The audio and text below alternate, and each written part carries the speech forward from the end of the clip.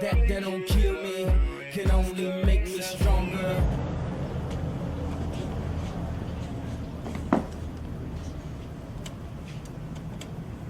Hello? Hey there, it's Lance Bangs. We're here to see Jonze and Kanye.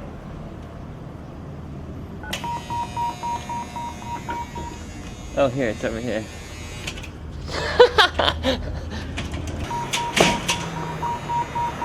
Alright. Kanye, will you just give us a sort of brief intro as to where we're at and what you're doing? And The song we're doing a video for right now that we're doing a coloring is Can't Tell Me Nothing. meaning? That's the whole meaning of the song. You can't tell me nothing. Do you want to make that whole shadow black? How you want to do that? This is the point where I take all the footage and run and disappear for a week, and nobody can find me, and then this guy goes nuts. What are you guys gonna cut this one first or the other one? This one? Yeah, look at this. I'm looking at that shot like, yo, this is a special thing right here. That shot right there with the fabric in front. Peep this. Look at this, Spike Jones. Like the blues in the back look good, right, Spike? And what was it? I think we talked about, what was the idea for the video? What was your initial intention for doing a video for that? Emotionally, the way I connect with like this type of imagery, I've always wanted this and I've never had it. So this is kind of like if you always wanted a certain car and you finally get it, you always wanted a Ferrari and you're in the Ferrari. I feel like I'm in the Ferrari now, visually. You're in the middle. You're doing 2 videos right now, but you're in the middle of the record. The record's maybe halfway done. Is it? Nah, it's halfway done in the sense that I have all my records that I think I want. I'm not the type that does 40 records. I do 14 records and just work on those records for a long time. But I want to make perfect records.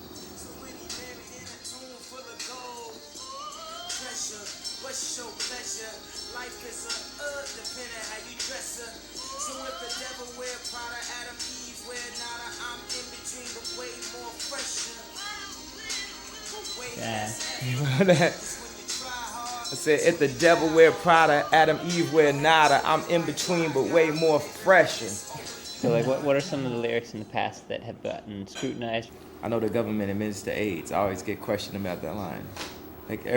So now when I write, even when I'm writing like funny lyrics and kind of jokes, I got to think like, damn, I might have to talk about this whole line for a while. It's never like, oh, it's just a line for me. I know that every word I say, like some of the music, kids, adults, they're going to listen to it hundreds and hundreds of times and it's going to seep into their self-conscious, like what I'm saying. So I keep that in mind while I'm in the studio. And are your expectations on yourself any different on your first record than on your third record? I always think I'm going to do way better than I really do. Like.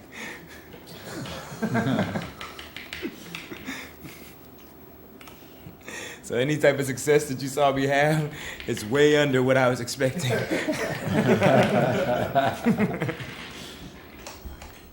People would be feeling like I'm cocky because of the shit that I say. Yeah. If you could imagine the shit that I think. Why, it's more cocky?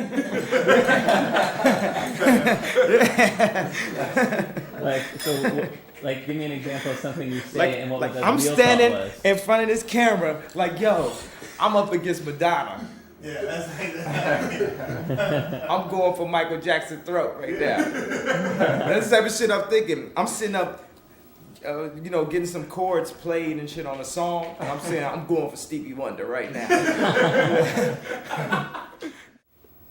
Because even if we didn't do a window and we just picked something that kind of fit the skin and the colors were muted, I want to have those type of shots actually on MTV.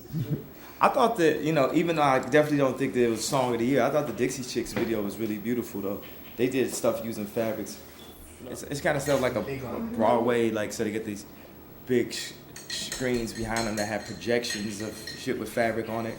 Just these art displays, you know how people do, they have the fabric art displays and these asymmetrical, I think for me to say a statement like, and this has never been done before in a rap video, is just, what does that mean? It's like, it's so beyond that. Everything I do has never been done for a rap video, duh. The thing is, I'm not delusional. I'm not delusional because when people make great art, it hurts me, like in a good way, it inspires me. And people, you know, do shit that's great. Like I thought when T.I. dropped What You Know About That, it was like, oh shit. Or even like Justin's whole success this past year with the Sexy Back and like his art packaging, the Terry Richardson shots and all that stuff. I was like, Joe, he did good with that. Or certain Coldplay videos, like, I'm not delusional. Like, I have blinders on. That's what the true arrogant person is. They walk in the room, and arrogant people, I don't think ask as many questions as I ask. The bottom line is, I'm a fan. Period. I'm a fan of really great stuff. So, you know, by the fact that I'm really great, by default, I'm a fan of myself. Also. So.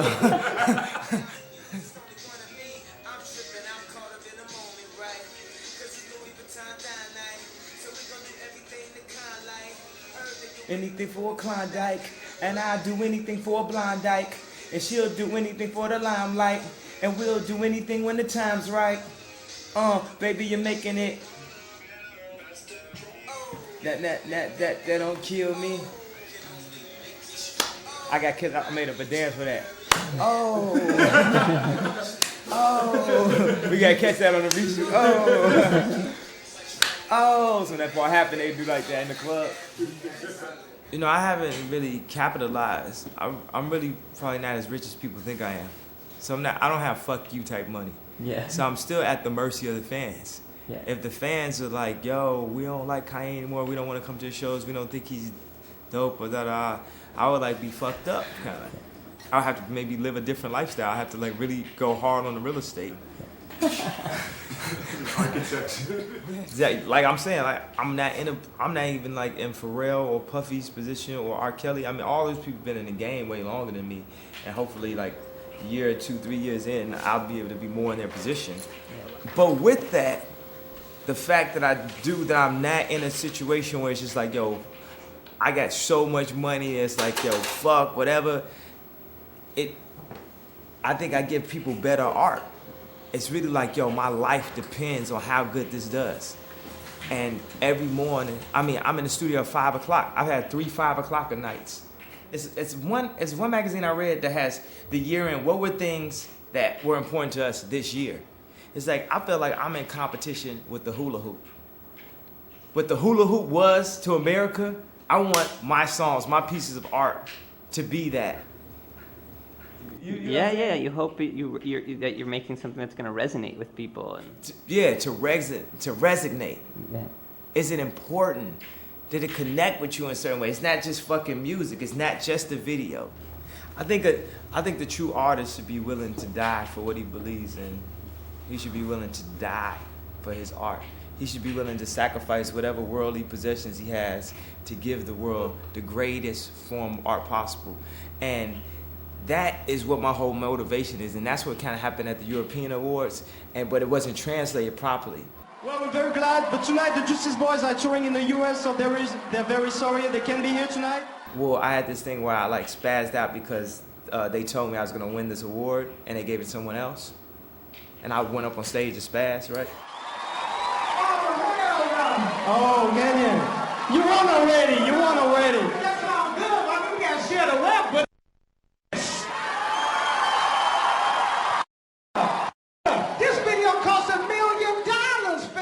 But I said I paid $1 million for this, but everyone read that as, well, you're a fucking millionaire.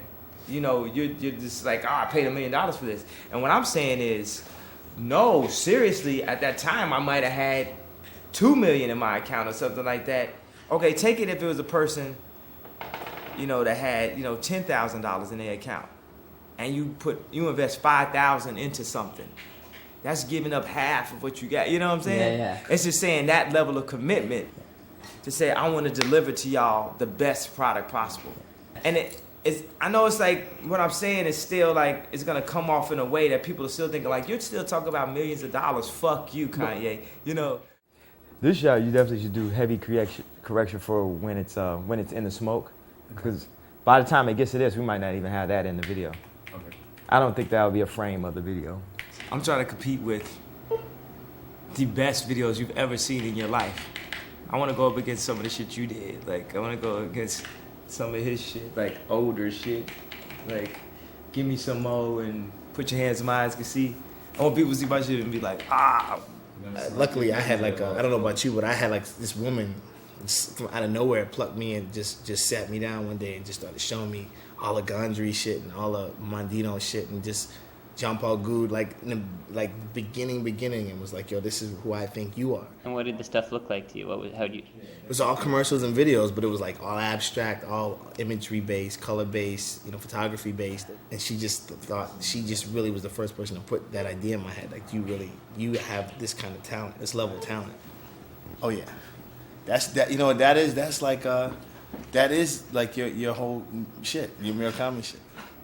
Yeah, one of the main things that I said is, on this video, I want to go black. I want to have shots where if you pause it, it looks wrong. Like, why did they do that? But it creates the emotion. It's the dark to light. Because in a concert, you'll go black and you just hear the screams, you hear the music, or at a fashion show, sometimes they black it all the way out and shit. Yeah. But videos they have these rules. My thing is to break all rules of video, but follow all rules of emotion. I wouldn't want to use any black shots. Like for me, I just wouldn't do it. But it's him, so he'll do it. And as a filmmaker, have you ever struggled, like, to work with somebody who had so many opinions creatively? Do you embrace it, or is it ever frustrating that, or how do you? No, it's the opposite. Like everybody works different with me. All of the different artists that I work with all these years, everybody's different. So with him, I'm hands off. But I do the math upstairs, so I kind of like fill in the blanks for him. I know I don't know. If I thought I did, then I would put out some bullshit. The fact that I know that I'm not on that level right now gives me the area to learn. It's like being a child. You know what I'm saying? Yeah. Because I'm always looking. I'm always searching for new shit, and always looking for art. Like art and anything, everything is art, everything is design. So as you make more, you always see something else. And I think at the point when you're satisfied is, you're dead. You should never be completely satisfied. You should always feel like you could do something greater than that. Because some of the stuff that I'm trying to express to you, I haven't figured out how to word it yet. Yeah. And so I guess, I don't know, you chop it up. And I love the Warhol book because he says these statements that in hindsight are like completely ludicrous, right? But I love the fact that he sticks them. He says, yo, I'm a director now. That whole art thing was just, that was a phase in my life or something like that. But for him, that's what it was. And for other people, it was like the greatest shit ever, Yeah. But none of this stuff we're looking at's on a crane, right? Did you even bring a crane? He had to have a crane. He had his puffy moment where he forced me with no grips, no union, anybody, nothing. I had to get a crane in the middle of the desert and operate it on a skeleton crew. Like, my crew is also 8 people. When I work with Hype, he knows this. I go in and I take everything that ever connected with me emotionally about a video, and I bring it up to him in a conversation. So I'm pulling the best of Hype. True. Which ones? Which videos specifically? Man, shit. More Money, More Problems. Coming from Chicago, we used to see videos, right? And if you wanted to get in your fresher, you would dress like a video. Then I came to New York, and I saw mad people not like really dress fresh, like how it looks in a video. And that's when I realized, like, oh, people really only dressing like this for videos. But at that point, I'm fucked up. Now, I dress like it's a video every day for the rest of my life. I feel like this is gonna be a fucked up quote, but I feel like like if a uncle touches the girl young and like she becomes a stripper, it's like those videos touch my mind young, and now just I'm like I have to dress like I'm in a video every day for the rest of my life. I'm fucked up. I was touched as a child by the videos. It's Hype's fault and shit. Those fucking videos, man. That song with this video makes it like some it's some other shit. I think that's an anthem for people. Wait till I get my money right, then you can't tell me nothing right. Because that's like you talking to your boss. It just all references that, like this struggle to be in a position where people can't say shit to you. That's what everybody wants. I want to be in a position where, man, I ain't gotta listen to anybody. But aren't you in that position? Or? Nah. Why? Because, like I told you, the fans are over me. I have to answer the public perception. Mm-hmm. So like, if I wanted to do like have a book like Terry Richardson, where like you open it up and my dick is hanging out or some shit like that, that wouldn't be good for me. You know what I'm saying? Like when I did my first video, like the getting to Kanye world, like when I was about to drop the album, I had like clips of porn in there, and it was a major conversation about taking that shit out. You know, and then what's funny, I had conversations with people afterwards that had no idea about that. And they said, oh, I went to your site and everything. I really like it, man. It's nice and clean and stuff. So people like that whole clean thing. And I was like, damn, maybe my managers were right. Because it's kind of like imaging, like, okay, we think you can make it through the door with this. And like me having that polo shirt on, it's like I walk right into middle America with that polo shirt on. People want to live vicariously through you. Don't nobody want, like, the thing is when I drive around my SLR, that be making people's day. Yeah. Like, yo, I see Kanye SLR. Yes! Yes! Like, if they see me in a Honda, they'd be upset. That would disappoint them. Black people, we never do dirty gym shoes. That's like don't. I'm gonna give you the theory of the reason why. The gym shoes, you know, I learned from this girl in study hall back in sophomore year, high school, why we keep our gym shoes so clean. She said the first thing I look at is a dude's shoes because it lets me know they got a job, they got clean gym shoes. Because that's the biggest thing, you try to keep your gym shoes up. You can keep Air Force Ones and keep them clean. You obviously had to be getting a check or some type of money. We could never do that. Like, he could never wear those shoes with holes in them and forget about it. White people and black people have different advantages. Like, a white guy their jeans could be tighter and it's cool and shit. But a white guy can't wear a chain because it's like all super Guido. And then, I don't know like if that's wrong for me to say, but I just love using that word just right now. So like, Guido. I think it's wrong for a black person to say Guido. Yeah, probably. So, Guido. So, What are the other advantages, disadvantages?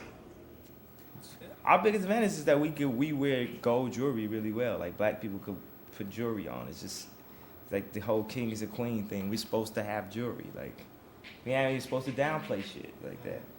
Like white people are really supposed to downplay shit, and black people are supposed to upplay shit. White people look funny with rims. A black person looks appropriate with rims. Like a white person might look funny with a red leather coat on. That's bad appropriate for a black dude to have a red leather coat on. Like I bought this chain in installments. I paid for this in installments as it was being made. It's kind of like I got to check in. I'm like, okay, I'll take a percentage of this and put it right there. We're putting out real, quote unquote, real clothes. How do you mean? Well, you know, just in today's time, it's a lot of articles of clothing. You look at it and say, I wouldn't wear that. So what, like in clothes, like how do you know how to design clothes? Cause I know I don't. Okay, it's like if someone was driving to California from New York. When they say I'm gonna drive there, someone who just gets in the car and goes might end up in Atlanta. Someone says, yo, you know what? I don't know how to get there. Let me try a map. Yeah. Let me try navigation. Let me stop, even though I'm using this map, let me stop here at 7-Eleven and ask them, am I going the right way? So any meeting I have, if I meet with Tom Ford, if I meet with anybody I have the opportunity to talk to, Nego, about clothing, it's like me stopping at 7-Eleven, like, and I pull out. I say, okay, look at this garment. And what do we need to do, like, on the zippers, and look at this ribbon right here. And it's the fact that I didn't go to fashion school, and I wear the shit, and I live the shit, and I'll eventually kill. It's like I'm gonna fucking kill at this stuff. Yeah. A lot of artists I went to school with when I went to art school, they didn't really have it, but they learned everything textbook. But those don't end up being the greats a lot of times, you know. Yeah, it's true. Yeah. I feel like I'm in a relationship with the fans. I feel like I'm in their family. So when I fuck up, everybody knows about it and shit. And a lot of times, some of the information is incorrect because the media changes shit. And I think I owe them something. They've invested something in me, and they allow me in their house when they play my music. I'm a part of their lives and shit. So, you know, I have all this like, definite like these social things and political things that happen with me, but that just comes out of me. It's not like something I focus on. Like, I'm not into politics. I don't know who all is in the White House. I couldn't tell you like anything. I could never go on Bill Maher. But I'm into art. Like, what are the things that you've been outspoken about? Like, obviously, there's the Katrina thing, or you know, there's these things that get a lot of attention. But would you do it differently? I would never do anything differently. You know, you just learn from it, because at that point in time, that's what happened. You know, I can't hop in a time machine, but I can learn from stuff and say, let me approach this way the next time. I'm not into it. It's not like, oh, I'm planning to speak up on this right now. Or I'm planning to spaz out, blah, blah. It's just in my what's the word I'm looking for? Just conforming to the whole just sit down in your seat theory and read the teleprompter theory. Is just that type of shit happens. But Kanye, because from the outside, from my point of view, one of the things I admire about you is that you seem like you say whatever's on your mind, and you're outspoken. And I think it's just not very smart of me. What? It's just not very smart of me. It's not the smartest thing to do. It's just the emotional thing to do. Yeah. A lot of times, keeping it real isn't the smartest thing. Like, I think I could be a way better businessman, but I'm too much of an artist. I'm too emotional. They did this survey with like all these execs, and they said who are going to be the most successful artists within the next 10 years. And they put me, I was on the top 10, but I was knocked down on the list under certain names because they said he's too much of an artist. I'm making music that on one end is definitely for the fans, but I also feel like my life depends on this shit really being very good. And I feel like I'm in the same position right now that I was right before I dropped the first time, where people are like, I don't know if I want to like him. Again. You know what I'm saying? I definitely get scared sometimes. But the fear is a motivation. It's a driving tool.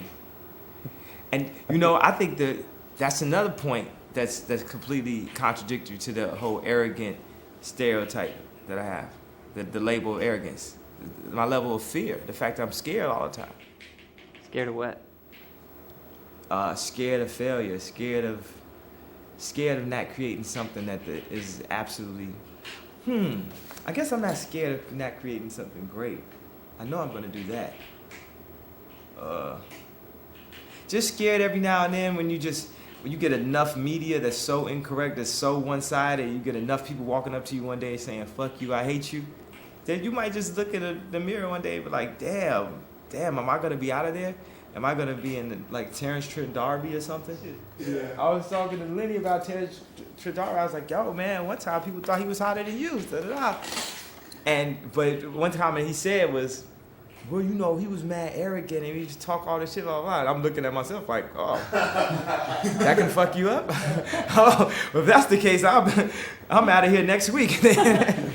What do you mean? What does society want you to do? Not testify. Meaning?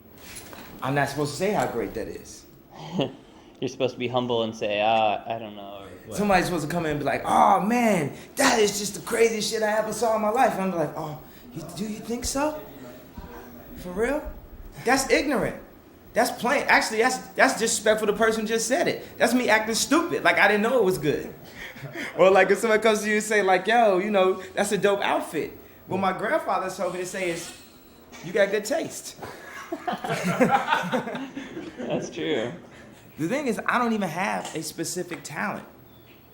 I'm more like a computer, or like I was about to say something that's gonna be completely politically incorrect, but I'll tell you this theory I have that's just way politically incorrect. That if it's sound bited, that it's gonna completely fuck me up. So I'm not gonna say it on camera. Okay. But Yeah.